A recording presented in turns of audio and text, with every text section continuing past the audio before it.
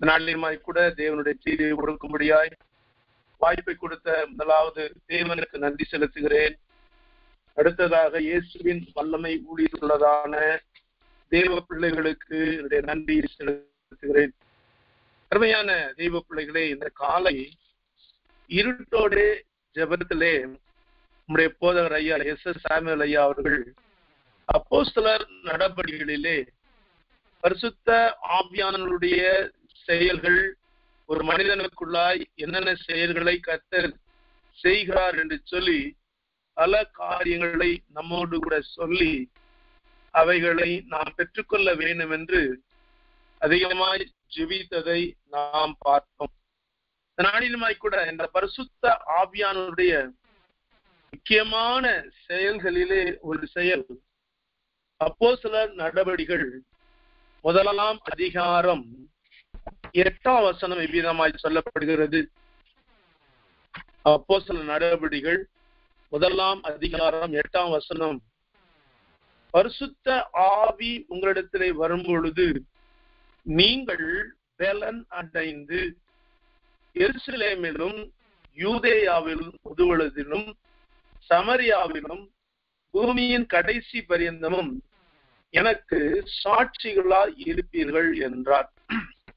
அருமையான தெய்வ பிள்ளைகளே, இன்றைக்கு ஆவியானவருடைய முக்கியமான செயல் என்ன என்றால், தேவ பிள்ளைகளாக நாம் தேவனுடைய ஆவியானவராலே பலன் அடைய வேண்டும். பலன் அடைகிறதோடு மட்டுமல்லாமல் நாம் உலகம் முழுவதற்கும் சாட்சிகளாய் இருக்க வேண்டும் என்று தேவன் விரும்புகிறார். ஆகவே இந்த நாட்களிலே கர்த்தருடைய ஆவியானவர் நம்மை பலப்படுத்தும்படியால் தேவ பிள்ளைகளாகிய நாம் அவருடைய அபிஷேகத்தினாலே நிரப்பப்பட வேண்டிய நாட்களுக்குள்ளாய் நின்று கொண்டிருக்கிறோம். ஒரு தேவ பிள்ளை பலப்பட வேண்டும் என்றால் நாம் என்ன செய்ய வேண்டும் என்றால், வேதம் நமக்கு சொல்லுகிறதான சில தேவனுடைய வசனங்களுக்கு நேராக நான் கடந்து செல்ல விரும்புகிறேன். வேதம் சொல்லுகிறது 2 நாளாகம புஸ்தகம் 1 அதிகாரம் 1 வசனம் இவ்விதமாய் சொல்லப்படுகிறது. 2 நாளாகமம் 1 அதிகாரம் 1 வசனம் இவ்விதமாய் சொல்லப்படுகிறது. தாவீதின் குமாரனாகிய சாலமோன் தன் ராஜ்யத்திலே பலப்பட்டான். அவனுடைய தேவனாகிய கர்த்தர் அவனுடனே இருந்து மிகவும் பெரியவன் ஆக்கினார். இன்றைக்கு பரிசுத்த ஆவியானவரும் தேவனும் நம்மை பலப்படுத்த விரும்புகிறார்கள். காரணம், அருமையான தேவ பிள்ளைகளே, இயேசு பூமி இருந்த நாட்களிலே தன்னுடைய சீஷருடைய 3 வருடம் அவர்களோடு கூட இயேசுவோடு கூட ஊழியம் செய்தார்கள். அப்ப இயேசு பரலோகத்திற்கு எடுத்துக் கொள்ளப்படுகிற நாட்கள் வந்த பொழுது அவர் சீஷரிடத்திலே சொல்லப்பட்டதான காரியம் என்ன என்றால்,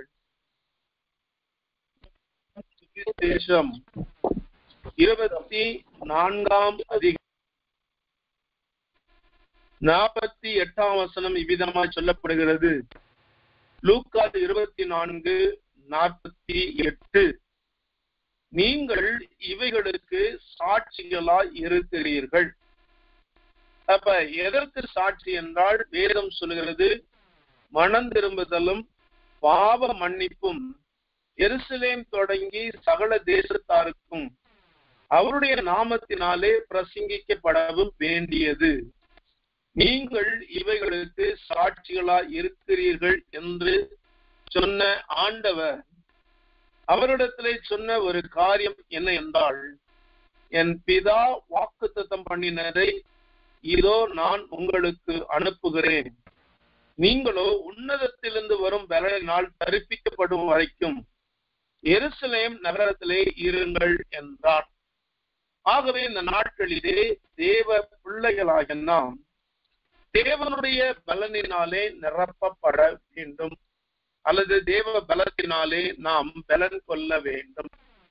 இங்கே வேதம் சொல்கிறது 2 நாளாகும் 1ஆம் அதிகாரம் 1ஆம் வசனத்துல இப்படி சொல்லப்படுகிறது, தாவீதின் குமாரனாகிய சாலமோன் தன் ராஜ்யத்திலே பலப்பட்டான். அந்த நாட்களிலே கர்த்தர் தேவனுடைய வல்லமையினாலும் பரிசுத்த ஆவியின் அபிஷேகத்தினாலும் நாம் பலப்பட வேணும் என்று கர்த்தர் விரும்புகிறார். நாம் பலப்பட வேணும் என்றால் சாலமோன் செய்த ஒரு காரியம், அவனுடைய தேவனாகிய கர்த்தர் அவனோடே இருந்து அவனை மிகவும் பெரியவனாக்கினார். இன்றைக்கு நமக்குள்ளாய் இருக்க வேண்டிய ஒரு ஆசை, ஒரு விருப்பம், வேதம் சொல்கிறது தேவனாய கர்த்தர் அவனோடு இருந்து மிகவும் பெரியவனாக்கினார். இன்றைக்கு நமக்குள்ளா இருக்க வேண்டியதான ஒரு தாக விருப்பம், தேவனாகிய கர்த்தர் நம்மோடு கூட இருக்க வேண்டும். அதே நேரத்திலே உன்னதத்திலிருந்து வரும் பலனினாலே நாம் ஆவியானவராலே பலப்படுத்த வேண்டும். ஏனென்றால் அருமையான தேவ பிள்ளைகளே, இன்றைக்கு கர்த்தர் உங்களுக்கும் எனக்கும் கொடுத்திருக்கிறதான ஒரு பெரிதான காரியம், நாம் விசுவாசிகளாய் மட்டுமல்ல, தேவனுக்கு சாட்சிகளாய் நாம் இருக்கிற இடத்தில் மட்டுமல்ல, பல இடங்களுக்கு நாம் சென்று தேவனுடைய சாட்சிகளாய் மாற வேண்டும் என்று கர்த்தர் விரும்புகிறார். அப்ப அதற்கு தேவனுடைய பலன் நமக்கு வேண்டும். இந்த தேவ பலன் பெற்றுக்கொள்வதற்கு தேவனாகிய கர்த்தர் இந்த சாலமோனிடோ இருந்து அவனை பெரியவனாக்குவதற்கு முக்கியமான ஒரு காரியம் என்ன என்றால், வேதம் சொல்கிறது, அந்த 2 நாளாகமும் 1ஆம் அதிகாரம் 5ஆம் வசனம் இவ்விதமாய் சொல்லப்படுகிறது, ஊரின் புத்திரனாகிய ஊரியின் குமாரன் பெசேயல் உண்டு பண்ணினதான பெண்கள பலிபீடமும் அங்கே கர்த்தரின் வாசஸ்தலத்துக்கு முன்பாக இருந்தது. சாலமோனும் சபையாரும் அதை நாடி போனார்கள். அப்படி என்றால் அருமையான தேவ பிள்ளைகளை, சாலமோன் மட்டுமல்ல, அவனோடு இருந்ததான திரள் கூடனான மக்கள் அந்த தேவனுடைய வாசஸ்தலத்தை, அந்த பலிபீடத்தை தேடி போனார்கள் என்று சொல்லி வேதம் சொல்கிறது. ஆகவே இந்த நாட்களிலே தேவ பிள்ளைகளாக நாம், அன்றைக்கு சாலமோன் தேவனுடைய வாசஸ்தலத்தை தேடி போய் தேவ ஆசீர்வாதத்தை பெற்றுக்கொண்டார். அவர் தன் ராஜ்யத்திலே பலப்பட்டார் என்று சொல்லி வேதம் சொல்கிறது. இன்றைக்கு கூட தேவ பிள்ளைகளாக நாம் தேவனுடைய சபையை தேடி போக வேண்டிய நாட்களுக்குள்ளாய் இருக்கிறோம். ஏனென்றால் வேதம் சொல்கிறது, நாம் எதற்காக அன்றைக்கு சாலமோன் போனார் என்று சொன்னால், அவள் தேவனுடைய பலத்தை பெற்றுக்கொள்ள தன் ராஜ்யத்திலே பலப்பட்டார் என்று சொல்லப்படுகிறது. இன்றைக்கு நீங்களும் நானும் தேவனாலே பலப்படுத்தப்பட்டு தேவனுக்கு சாட்சிகளாய் மாற வேண்டும். ஏனென்றால் பவுல் விதமாய் எழுதுகிறார், என்னை பலப்படுத்துகிற கிறிஸ்துவினாலே எல்லாவற்றையும் செய்ய எனக்கு பலன் உண்டு என்று சொல்லி சொன்ன பவுல் வேதத்தை வாசிக்கும் பொழுது அந்தியோகியா சபையிலே அவர் அங்கே ஊழியம் செய்து கொண்டிருந்த பொழுது ஆவியானவர் இந்த பவுலை பலப்படுத்தி அவருடைய சாட்சியாய் மாற்றி உலகமெங்கும் கொண்டு போனார் என்று சொல்லப்படுகிறது. ஆகவே அருமையான தேவ பிள்ளைகளை, இன்றைக்கு நீங்களும் நானும் சாட்சிகளாய் மாற வேண்டும் என்றால் கர்த்தர் வைத்திருக்கிறதான ஒரு பெரிய தேவ திட்டம் என்ன என்றால், தேவ பிள்ளைகளாகிய நாம் தேவனுடைய ஆவியானவராலே தேவனாலே நாம் பலப்பட வேண்டும். நாம் பலப்படுவதற்காக தான் தேவன் இன்றைக்கு சபையை வைத்து, சபையின் மூலமாய் தேவன் ஊழியக்காரர்களை வைத்து, இந்த ஊழியக்காரர் மூலமாய் நாம் பலப்படும்படியாய் கர்த்தர் நம்மை ஆசீர்வதித்திருக்கிறார். ஏன் என்றால் எபேசியர் எழுதின புஸ்தகம் 4ஆம் அதிகாரம் 12ஆம் வசனம் சொல்லப்படுகிறது. சபையானது எதற்காக வைக்கப்பட்டிருக்கிறது என்று சொன்னால், பரிசுத்தவான்கள் சீர் பொருந்தும் பொருட்டும் சுவிசேஷத்தின் ஊழியத்தின் வேலைக்காகவும் கிறிஸ்துவின் சரீரமாகிய சபையானது பக்தி விருத்தி அடையவும் அவர் சிலரை அப்போஸ்தலராகவும், சிலரை தீர்க்கதரிசிகளாகவும், சிலரை சுவிசேஷர்களாகவும், சிலரை மேய்ப்பவர்களாகவும், போதகர்களாகவும் ஏற்படுத்தி வைத்திருக்கிறார் என்று சொல்லி வேதம் சொல்கிறது. ஆகவே அருமையான தேவ பிள்ளைகளே, தேவன் ஏற்படுத்தினதான இந்த சபையின் நோக்கம் நாம் பலப்பட வேண்டும். நாம் எப்படி பலப்பட வேண்டும் என்றால், அது 1ஆம் வசனம் இவ்விதமாய் சொல்லப்படுகிறது. நாம் அனைவரும் தேவனுடைய குமாரனை பற்றும் விசுவாசத்திலும் அறிவிலும் ஒருமைப்பட்டவர்களாகி கிறிஸ்துவனுடைய நிறைவான வளர்ச்சியின் அளவுக்கு தக்க பூரண புருஷராக மாற வேண்டும். இங்கே வேதம் சொல்லுகிறது, தேவனுடைய குமாரனை பற்றும் விசுவாசம். இன்றைக்கு அருமையான தேவ பிள்ளைகளே, வேதம் சொல்லுகிறது, மனுஷகுமாரன் வரும் பொழுது பூமியிலே விசுவாசத்தை காண்பார்களோ என்று வேதம் சொல்லுகிறது. இன்றைக்கு வேதத்தை வாசிக்கும் பொழுது தேவ பிள்ளைகளாகிய நாம் தேவனுடைய குமாரனை பற்றும் விசுவாசத்திலும் அறிவிலும் ஒருமைப்பட்டவர்களாகி கிறிஸ்துவின் நிறைவான வளர்ச்சியின் அளவுக்கு தக்க பூரண புருஷராய் மாற வேண்டும். அப்படி என்றால் குமாரனை பற்றும் விசுவாசம், ஒருவேளை விசுவாசத்தை குறித்து நாம் பார்க்க வேண்டும் என்றால், எபிரேயர் 11ஆம் அதிகாரமானது விசுவாசத்தை குறித்து நமக்கு நிறைய காரியங்களிலே சொல்லப்படுகிறது. அதிலே 1ஆம் வசனமும் 2ஆம் வசனமும் விவிதமாய் சொல்லப்படுகிறது. விசுவாசமானது நம்பப்படுகிற உறுதியும் காணப்படாத நிச்சயமா இருக்கிறது. அதனாலே முன்னோர்கள் நற்சாட்சி பெற்றார்கள். ஆகவே அருமையான தேவ பிள்ளைகளை, நாம் பலப்பட்டு தேவனுக்கு சாட்சியாய் மாற வேண்டும். உன்னதத்திலிருந்து வரும் பலனால் தரிப்பிக்கப்பட்டு ஆவியானவருடைய ஒத்தாசையினாலே நாம் உலகம் முழுவதுக்கும் சாட்சிகளாய் மாற வேண்டும் என்றால், வேதம் நமக்கு சொல்லப்படுகிறது, நம்முடைய முன்னோர்கள் இந்த விசுவாசத்திலே உறுதிப்பட்டவர்களாய், இந்த விசுவாசத்திலே நிச்சயமுள்ளவர்களாய் இருந்ததினாலே அவர்கள் நற்சாட்சி பெற்றார்கள். சாட்சியின் ஜீவியத்தோடு அவர்கள் வாழ்ந்தார்கள் என்று சொல்லி வேதம் சொல்லுகிறது. ஆகவே ஒருவேளை நம்முடைய முன்னோர்களை குறித்து, அவருடைய சாட்சிகளை குறித்து நாம் பார்க்க வேண்டும் என்றால், முதலாவது ஆபிரகாமை குறித்து தேவன் கொடுத்ததான ஒரு சாட்சி என்ன என்றால், ஆதியாகம புஸ்தகம் 20ஆம் அதிகாரம் 7ஆம் வசனம் இவ்விதமாய் சொல்லப்படுகிறது. ஆபிரகாமை குறித்து தேவன் கொடுத்த ஒரு சாட்சி.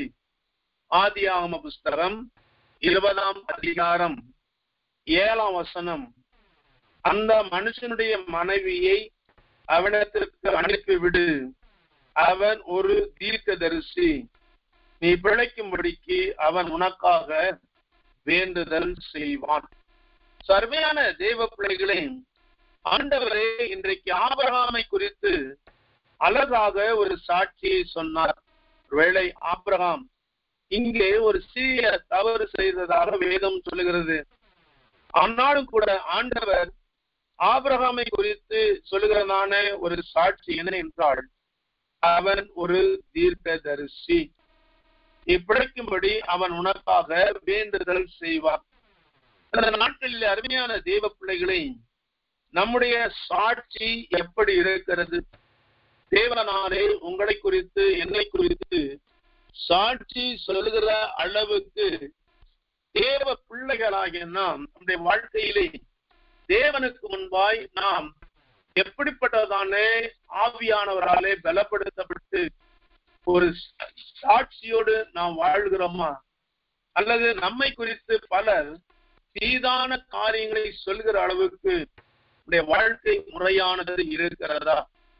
ஏனென்றால் வேதத்தை வாசிக்கும் பொழுது கர்த்தர் இன்னொரு மனிதனை குறித்து இவ்விதமாய் சாட்சி சொன்னார். என்னாகம புஸ்தகம் 12ஆம் அதிகாரம் 8ஆம் வசனம் இவ்விதமாய் சொல்லப்படுகிறது. என்னாகம புஸ்தகம் 12ஆம் அதிகாரம் 7ஆம் வசனமும் 8ஆம் வசனமும் இவ்விதமாய் சொல்லப்படுகிறது. என் தாசனாகிய மோசேயோ அப்படிப்பட்டவன் அல்ல. என் வீட்டில் எங்கும் அவன் உண்மையுள்ளவன். நான் அவனுடன் மறைபொருளாக அல்ல, முகமுகமாகவும் பிரத்யட்சமாகவும் பேசுகிறேன். அவன் கர்த்தரின் சாயலை காண்கிறான். இப்படி இருக்க நீங்கள் என் தாசனாகிய மோசேக்கு விரோதமாய் பேச உங்களுக்கு பயமில்லாமல் போனது என்ன என்றார். சர்வையான தேவ பிள்ளைகளே, இன்றைக்கு கர்த்தர் ஆபிரகாமை குறித்து சாட்சி சொன்னார். அடுத்தது மோசேயை குறித்து சொல்லுகிறதான காரியம் என்ன என்றால், என் தாசனாகிய மோசே ஒரு சாதாரணமான மனிதன் அல்ல. அவன் தீர்க்கதரிசியை விட தரிசனங்களை பார்க்கிறதை விட மேலானவன் என்று சொல்லிவிட்டு அவர் சொன்னார், என் வீட்டில் அவன் உண்மையுள்ளவன். வேதம் சொல்கிறது, நான் அவனோடு கூட மறைபொருளாய் அல்ல, முகமுகமாய் பிரத்யட்சமாய் பேசுகிறேன். அவன் கர்த்தரின் சாயலையும் பார்க்கிறான் என்று மோசேயை குறித்து ஆண்டவர் சொன்ன ஆண்டவர் மோசேக்கு விரோதமாய் பேச உங்களுக்கு பயம் இல்லை. அருமையான தேவ பிள்ளைகளை, இன்றைக்கு அநேகர் தேவ மனிதர்களை குறித்து விரோதமாக பேசுகிறார்கள். ஆனால் கர்த்தரோ இந்த தேவ பிள்ளைகளை குறித்து ஒரு சாட்சி வைத்திருக்கிறதை நாம் பார்க்கிறோம். ஆகவே இந்த நாட்களிலே தேவ பிள்ளைகளாகிய நாம் கர்த்தரிடத்தில் சாட்சி பெற வேண்டும் என்றால் மற்றவர்களை குறித்து நாம் தேவையில்லாத காரியங்களை பேசக்கூடாது. ஏனென்றால் வேதம் சொல்லுகிறது, இந்த மோசேயை குறித்து ஆரோனும் மிரியாமும் பேசினார்கள்.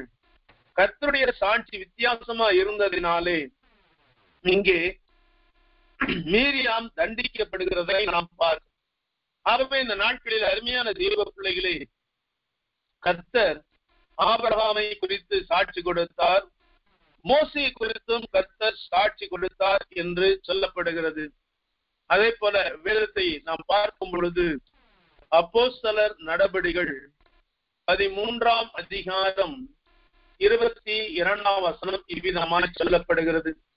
அப்போஸ்தலர் 13ஆம் அதிகாரம் 22ஆம் வசனம் இவ்விதமாய் சொல்லப்படுகிறது. தாவீதை குறித்து கர்த்தர் சொன்னதான ஒரு சாட்சி என்ன என்றால் 13:22, பின்பு அவர் அவனை தள்ளி தாவீதை அவர்களுக்கு ராஜாவாக ஏற்படுத்தி ஈசாயின் குமாரனாகிய தாவீதை என் இருதயத்துக்கு ஏற்றமாக கண்டேன். எனக்கு சித்தமானவைகளெல்லாம் அவன் செய்வான் என்று அவனை குறித்து சாட்சி கொடுத்தார். உண்மையான தேவ பிள்ளைகளே, பரிசுத்த ஆவி உங்களிடத்தில் வரும் பொழுது நீங்கள் உலகம் முழுவதுக்கும் சாட்சியா இருக்க வேண்டும் என்று தேவன் விரும்பி இந்த ஆவியானவரை கொடுத்திருக்கிறார். வேதத்தை நாம் வாசிக்கும் பொழுது கர்த்தரே தேவனுடைய பிள்ளைகளை குறித்து சாட்சி கொடுத்தார் என்று சொல்லி வேதம் சொல்கிறது. முதலாவது நாம் பார்த்தோம், கர்த்தர் இந்த ஆபிரகாமை குறித்து தீர்க்கதரிசி என்று சாட்சி சொன்னார். மோசேயை குறித்து என் வீட்டில் எங்கும் உண்மையுள்ளவன் என்று சாட்சி கொடுத்தார்.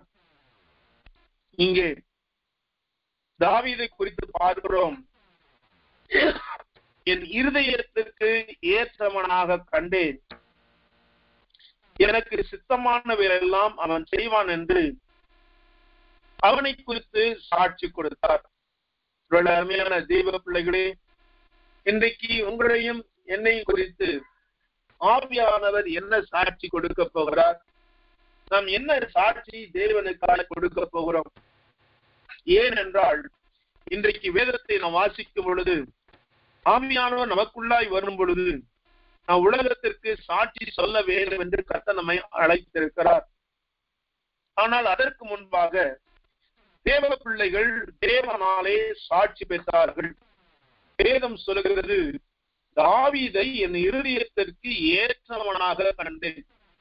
மறந்துவிடக் கூடாது, நாம் செய்கிற அத்தனை காரியங்களையும், நாம் பேசுகிற அத்தனை காரியங்களையும், நம்முடைய அசைவுகள் அனைத்தையும் கர்த்தர் காண்கிறவராய் இருக்கிறார். அருமையான தேவனுடைய பிள்ளையே, கர்த்தருடைய பார்வையிலிருந்து யாரும் நாம் தப்பிக்கவே முடியாது. ஆகவே இன்றைக்கு கர்த்தருடைய பார்வையிலே நீங்களும் நானும் எப்படி இருக்கிறோம்? இங்கே வேதம் சொல்லுகிறது, தாவீது பெரிய ராஜா, அவனுக்கு எத்தனையோ விதமான அழிவுகள் இருந்தது. வேதத்தை வாசிக்கும் பொழுது தாவீது பத்சேபாள் காரியத்தை தவிர மற்ற எல்லா காரியங்களிலும் கர்த்தருக்கு முன்பாய் செம்மையாய் நடந்தார் என்று சொல்லி, ஒருவேளை இன்றைக்கு உங்களையும் என்னையும் பார்க்கிற ஆண்டவர் என்ன சாட்சி சொல்வார்? வேதம் சொல்லுகிறது. அதோடு மட்டுமல்லாமல் உங்களை குறித்து, என்னை குறித்து கர்த்தர் என்ன சாட்சி சொல்ல போகிறார்? ஏனென்றால் வேதம் சொல்லுகிறது 36ஆம் வசனத்திலே, தாவீது தன் காலத்திலே தேவனுடைய சித்தத்தின்படி அவருக்கு ஊழியர் செய்த பின்பு அவன் நித்திரை அடைந்தான் என்று சொல்லி தன் பிதாக்கடத்திலே சேர்க்கப்பட்டார். அருமையான தேவ பிள்ளைகளை, இன்றைக்கு நாம் எப்படி ஊழியம் செய்கிறோம்? நாம் மனம் போல செய்கிறோமா? நாம் இஷ்டம் போல செய்து கொண்டிருக்கிறோம்? நமக்கு விருப்பம் இருந்தால் தேவனுக்கு ஊழியம், விருப்பம் இல்லாவிட்டால் அப்படி செய்து கொண்டிருக்கிறோம். ஆனால் அப்படி அல்ல. தேவனுடைய சித்தம் இன்னதென்று அறிந்து அவருக்காய் ஊழியம் செய்ய முடியாய் கர்த்தர் அப்படிப்பட்டதான ஒரு சாட்சியான ஒரு ஜீவியத்தை நம்மிடத்திலே தேவன் எதிர்பார்க்கிறார். ஆகவே இந்த புதிய ஏற்பாட்டு விசுவாசிகளுடைய சாட்சியின் ஜீவியம் எப்படி இருக்க வேண்டும்? ஆவியானவர் நமக்குள்ள இருந்து சாட்சியா இருக்க வேண்டும் என்றால் நம்முடைய ஊழியம் எப்படி இருக்க வேண்டும்? அங்கே தாவீதை பார்க்கிறோம். அவர் தேவனுடைய சித்தத்தின்படியாய் செய்து ஊழியங்களை செய்தார் என்று பார்க்கிறோம்.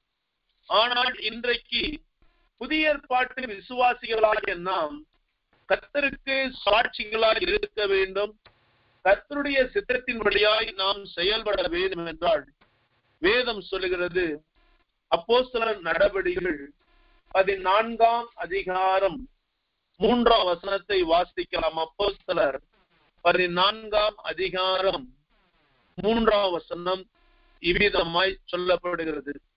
அப்போஸ்தலர் 14:3ஆம் வசனம் நான் வாசிக்கிறேன். அவர்கள் அங்கே அநேக நாள் சஞ்சரித்து கர்த்தரை முன்னிட்டு தைரியம் உள்ளவர்களாய் போதகம் பண்ணினார்கள்.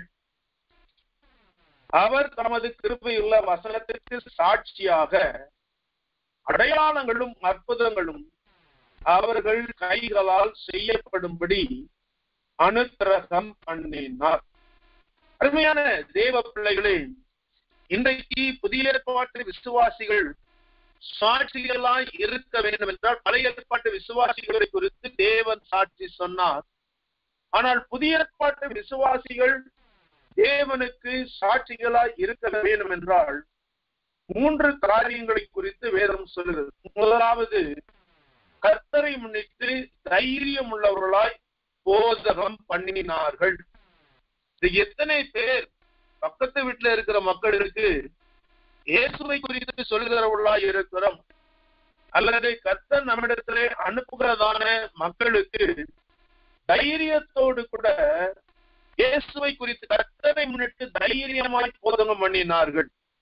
அருமையான தேவ பிள்ளைகளே, தேவன் உங்களையும் என்னையும் உலகத்துக்கே சாட்சியாய் வைத்திருக்கிறார்.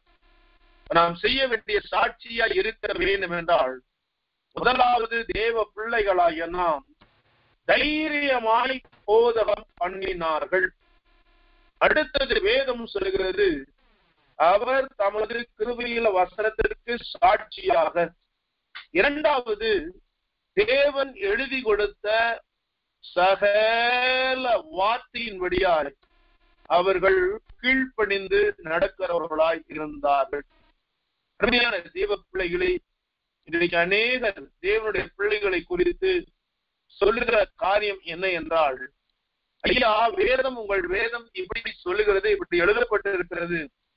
அநேகர் கிறிஸ்தவர்கள் இந்த வேதத்தின்படி நடக்கிறதில்ல, தங்கள் மனம் போல நடந்து ஞாயிற்றுக்கிழமையிலே சபைக்கு வந்து ஆராதனையிலே நாங்கள் மன்னிப்பு கேட்டு விட்டோம், அவை ஆண்டவர்களை மன்னித்து விட்டார் என்று சொல்லி ஒரு மனம் திரும்பாத ஒரு பாவத்தோடு, இன்னும் சொல்ல போனால் இயேசுவை வெளிப்படுத்துகிறதான ஒரு அனுபவம் இல்லாத ஒரு சாட்சியற்ற ஜீவியம் நடைபெற்றுக் கொண்டிருக்கிறது.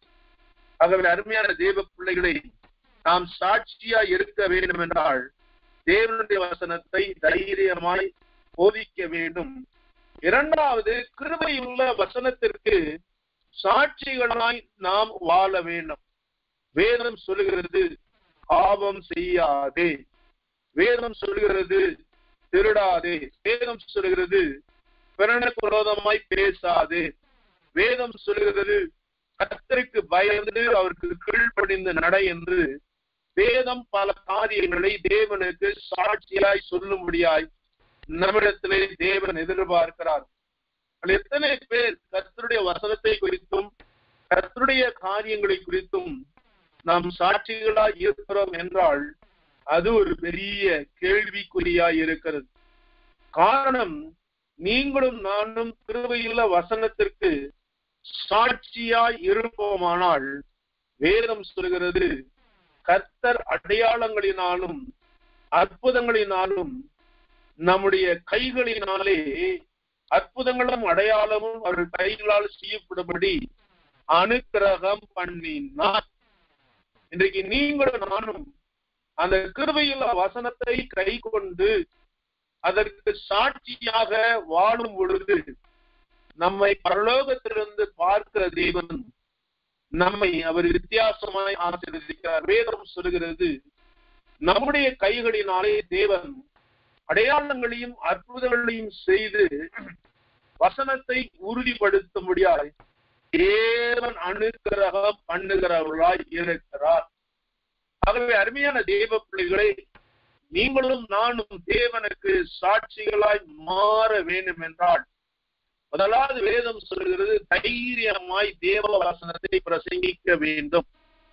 இரண்டாவது, தேவ பிள்ளைகளாகிய நாம் கர்த்தருடைய வசனத்தை முழுவதுமாய் கை கொள்ளுகிறமான ஒரு அனுபவம் இருக்க வேண்டும்.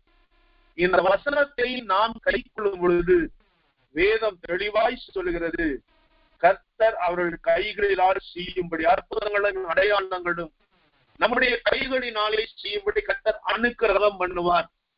இன்றைக்கு தேவை ஆவியானவர் சாட்சியாய் நாம் இருக்க வேண்டும் என்றால் தேவனுடைய வார்த்தைகளை வெறுமையாய் பேசுவது மட்டுமல்ல, அற்புதங்களினாலும் அடையாளங்களினாலும் தேவ வசனத்தை உறுதிப்படுத்தும்படியாய் இந்த ஆவியானவர் நமக்குள்ளாய் சாட்சியாய் இருக்க வேண்டும்.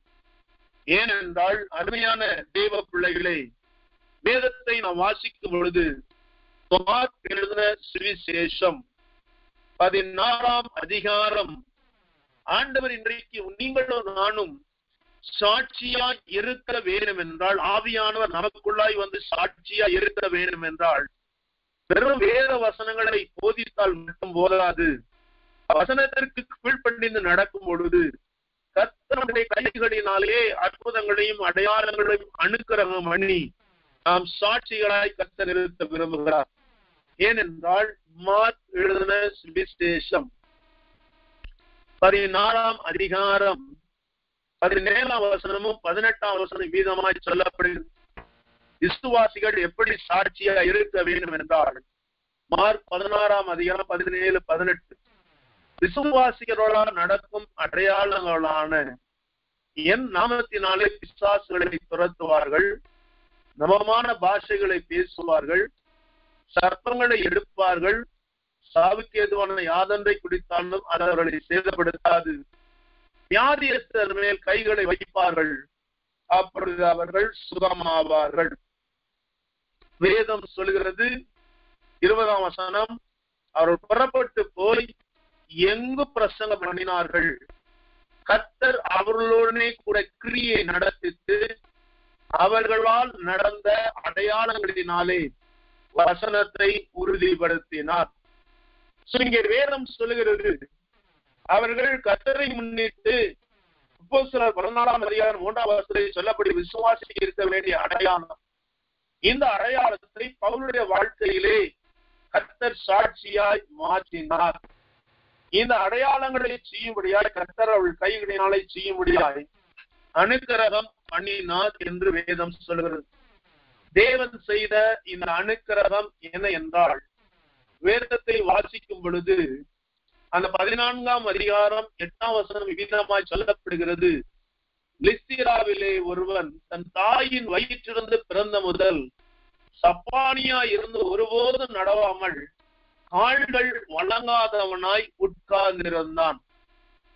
பவுல் தைரியமாய் தேவனுடைய வசனத்தை பேசி சாட்சியாய் சொன்னார்.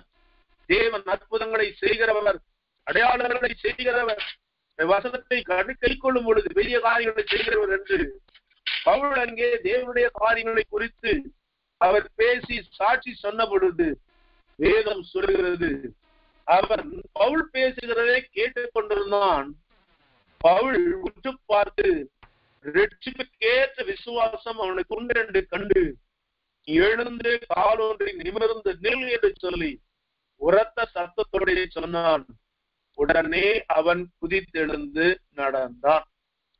அருமையான தேவ பிள்ளைகளே, இப்படிப்பட்டதான சாட்சியின் ஜீவியத்தை கர்த்தர் நம்மிடத்தில் எதிர்பார்க்கிறார். பவுல் தேவனுடைய வார்த்தையை தைரியமாய் பிரசங்கித்தார். கர்த்தருடைய வார்த்தையை 100க்கு 100 அவர் கீழ்ப்படிந்ததினாலே அவர் போகிற இடங்களிலெல்லாம் கர்த்தர் அற்புதங்களினாலும் அடையாளங்களினாலும் இந்த பவுலை சாட்சியாக நிறுத்தினார். இந்த நாட்களிலே பரிசுத்த ஆவியானவர் நமக்குள்ளாய் வரும் பொழுது இந்த ஆவியானவர் நம்முடைய கைகளினாலே அற்புதங்களையும் அடையாளங்களையும் செய்து அனுக்கிரகம் பண்ணி ஆயிரங்கள் ரட்சிக்கப்படும்படியான ஒரு பெரிய தேவ பலத்தை நமக்கு தரப்போகிறார். ஆகவே அருமையான தேவ பிள்ளைகளே, இந்த நாட்களிலே தேவ பிள்ளைகளாகிய நாம் செய்ய வேண்டிய ஒரு காரியம் என்ன என்றால், பவுல் இவ்விதமாய் தீமோத்தேயுவிற்கு எழுதினார். ஆதலால் 2 தீமோத்தேயு 2ஆம் அதிகாரம் 1ஆம் வசனம், ஆதலால் என் குமாரனே, நீ கிறிஸ்து இயேசுவுள்ள கிருபையில் பலப்படு.